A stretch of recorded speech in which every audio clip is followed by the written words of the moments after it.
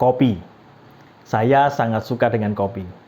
Saudara, berbicara mengenai kopi, tahukah kita bahwa kualitas atau rasa kopi itu sangat ditentukan oleh cara kita menyeduh kopi. Ketika kita salah menyeduh kopi, maka rasa atau kualitas dari rasanya tidak akan seperti yang bisa kita harapkan. Rasanya akan tidak enak atau sangat-sangat mengecewakan. Bagaimana cara kita menyeduh kopi yang baik dan yang benar supaya kita bisa mendapatkan kopi dengan rasa yang menyenangkan, dengan rasa yang begitu nikmat. Yang pertama-tama saudara, pastikan bahwa kita itu menyeduh kopi dengan menggunakan air panas atau air mendidih. Saya pernah mencoba menyeduh kopi dengan air biasa, bahkan air dingin. Wah, rasanya itu sangat-sangat tidak enak. Jangan pernah menyeduh kopi dengan air biasa atau air dingin. Dan kalau kita ingin menyeduh kopi, pastikan jumlah airnya pas. Tidak terlalu sedikit dan tidak terlalu banyak. Terlalu sedikit air, terlalu banyak air juga akan menghasilkan kualitas yang tidak nikmat. Tetapi saudara, lebih dari itu semua, ketika kita menyeduh kopi, pastikan bahwa saudara menaruh bubuk kopi ke dalam gelas dan baru menyeduh kopi. Suatu kali saya pernah menaruh cabai bubuk di gelas. Ketika saya taruh cabai bubuk, kemudian saya siram, saya seduh dengan air panas, maka yang saya dapatkan bukan hanya rasa yang tidak enak, tetapi saya dapat marah-marah. Betapa tidak, wong lagi enak-enak bubuk, lagi enak-enak tidur, saya siram dengan air panas. Wah, maka langsung bangun marah-marah. Karena ternyata cabenya cabean. Saudara, hidup kita itu dapat diibaratkan seperti secangkir kopi. Apa yang kita seduh, apa yang kita taruh di dalam hidup kita itu menentukan kehidupan seperti apa yang kita jalani. Rasul Paulus kepada jemaat di Filipi itu menuliskan demikian. Hendaklah kamu dalam hidupmu bersama menaruh pikiran dan perasaan yang terdapat juga dalam Kristus Yesus. Rasul Paulus menasihatkan jemaat di Filipi dan juga termasuk kita untuk menaruh pikiran dan perasaan yang terdapat juga dalam Kristus Yesus. Kalau saya mencoba lebih menyingkatnya, hendaklah kita menaruh Kristus dalam hidup kita. Maka orang-orang di sekitar kita akan melihat Kristus dan kita bisa menikmati Kristus di dalam kehidupan kita. Saudara, berbicara mengenai apa yang kita taruh dalam hidup kita, ada banyak pilihan.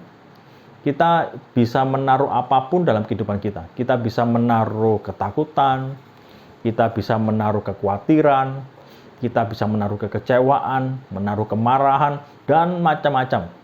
Tetapi Rasul Paulus menasihatkan kita untuk menaruh pikiran dan perasaan yang ada juga dalam Kristus Yesus dalam hidup kita.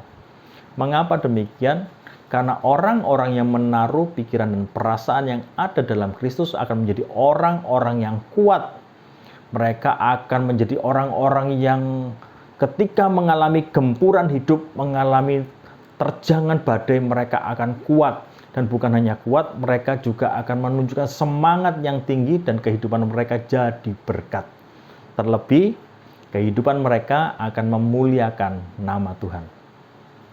Saudara, salah seorang tokoh dunia yang bernama Joseph Broz Tito, seorang presiden Yugoslavia, setelah Perang Dingin terjadi, dia adalah salah satu tokoh yang menaruh hidupnya dengan rasa takut.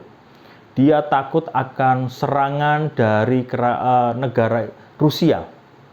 Takut serangan, dan bukan hanya sekadar serangan, tetapi serangan nuklir. Maka di dalam ketakutan, demi ketakutan yang dia taruh dalam hidupnya, maka dia merancangkan untuk membangun sebuah bunker.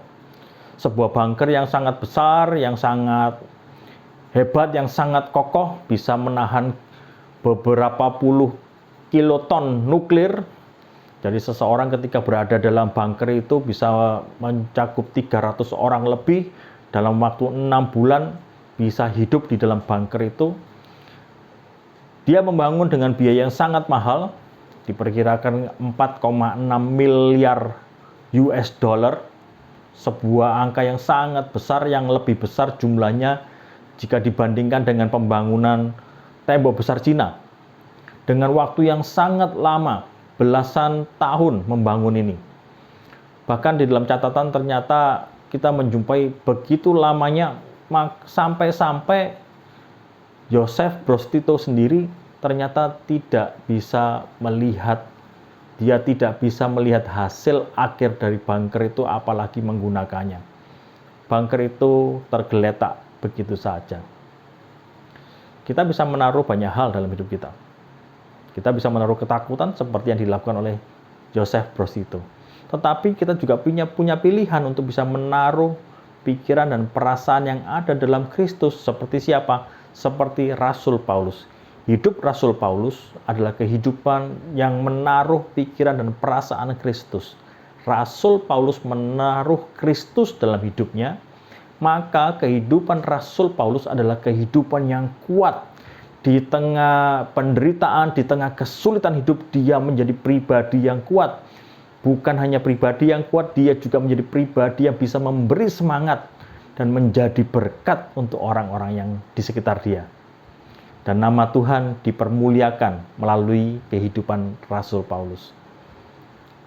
Saudara, bagaimana dengan kehidupan kita? Apa yang kita taruh di dalam kehidupan kita? Ada banyak pilihan. Tetapi mari kita mengikuti nasihat dari Rasul Paulus. Mari kita menaruh pikiran dan perasaan yang ada dalam Kristus.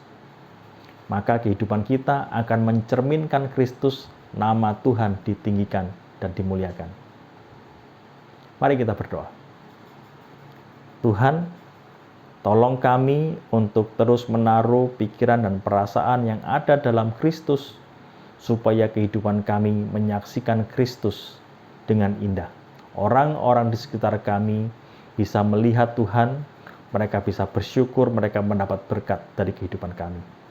Demi Kristus Yesus Tuhan, kami berdoa. Amin. Saya Pendeta Esra.